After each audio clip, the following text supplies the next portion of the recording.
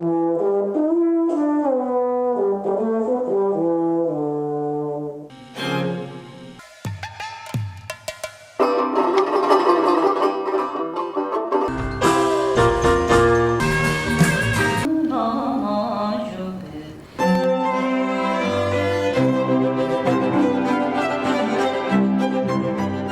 Performances is the presenting organization at Duke University. Over the last 5 years, we've presented somewhere in the neighborhood of 300 performances for an audience of close to 200,000 people. We're working across genre very deliberately. So we're presenting in classical music. We have a robust classical series, a piano recital series, a chamber music series, a vocal ensemble series, and we present Duke's resident string quartet, the Ciampi Quartet. We present dance and theater, and then we present a large quantity of vernacular music, jazz, pop, Americana, electronica, country, soul, partly because they're an important part of a conversation at an institution of higher learning, but also because they have a deep resonance in the community in which we live. Part of the way that we have begun to think about Duke Performances is that it is a festival that runs for 10 months.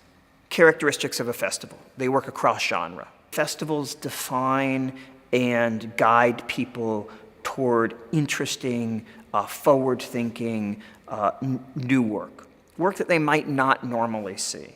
Festivals are broad and specific.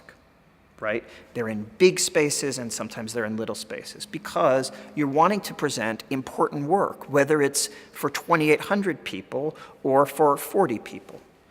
We are committed to working in a network of venues, both on campus and in town. We've worked over the last 5 years in probably about 15 different venues. We're choosing venues that best support the work that we're offering. The city of Durham is about 300,000 people. It's a hugely diverse city, which is an incredible treat for a presenter. Thelonious Monk was born in Rocky Mount, North Carolina, a little bit more than an hour from here. We decided that we wanted to celebrate what would have been Thelonious Monk's 90th birthday in a very serious way. We did a festival over 6 weeks. It was 18 events. One of the most important world premieres was a piece by the pianist Jason Moran, based on Thelonious Monk's 1959 Town Hall Orchestra show. Duke at the time happened to be archiving a project called the Jazz Loft Project. Amidst the tapes were audio recordings of Thelonious Monk rehearsing that 10-piece ensemble in a loft in the Flower District in New York City. There were also photographs by W. Eugene Smith. Jason Moran made a piece called In My Mind, an evening-length commission that used recordings, the photographs that drew upon that iconic town hall show.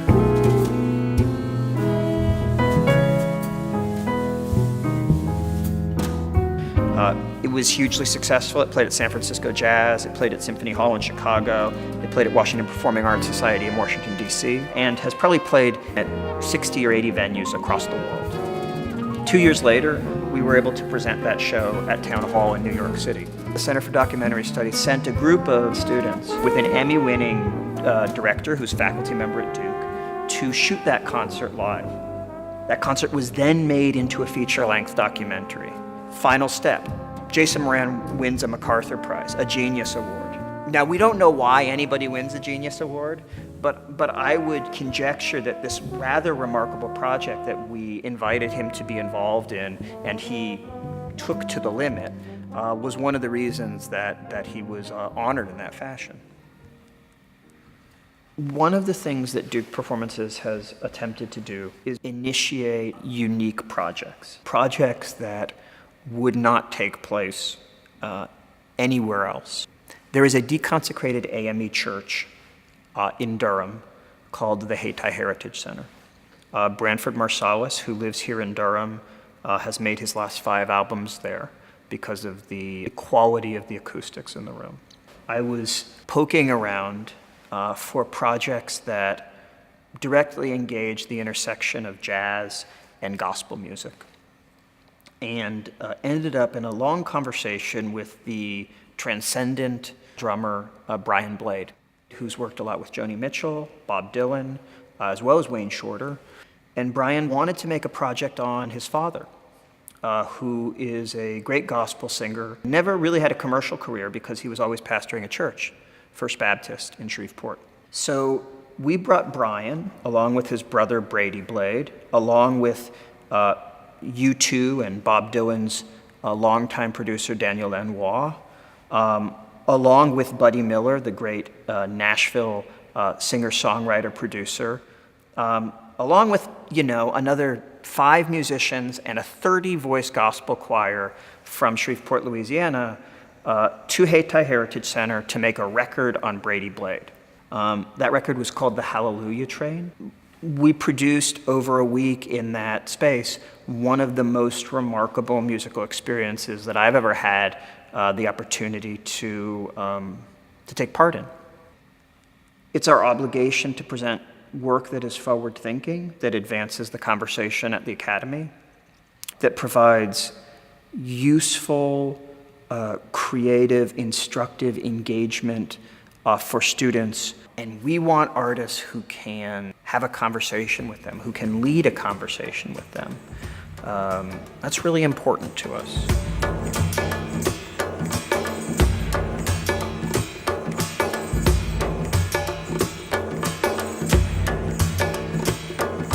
Alonzo King is a San Francisco-based choreographer and ballet teacher, and his company is amongst the most beautiful dance companies that you will ever see.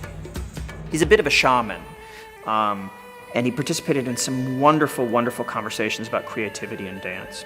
He also led a series of intensive master classes for Duke's finest ballet students. Duke has a very strong reputation when it comes to ballet.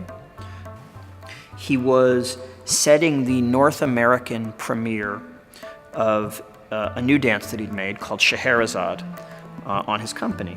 The piece had been premiered just 2 weeks prior at the Monaco Dance Forum. And so he came to Reynolds Theater and worked for 2 weeks for a North American premiere at Duke Performances here. Presented for a sold-out house over 2 nights. Really, really staggeringly beautiful work. What to expect at Duke Performances? You can expect world-class artists, people that we have selected for the quality of conversation that we think they can have with our patrons. Best possible lights, best possible sound, best possible technical appointments. I will come out on stage prior to every performance so you can get a good look at me, and I'll introduce the show. So you'll know who to come to if something doesn't come out well. You'll also know who to come to if it is one of the great artistic experiences that you've ever seen. My hope is that this would encourage our patrons to experiment with new artists, see parts of the city that they might not have seen in the past, and that we can, in a way, be a guide for that experience, along the way presenting transcendent performances.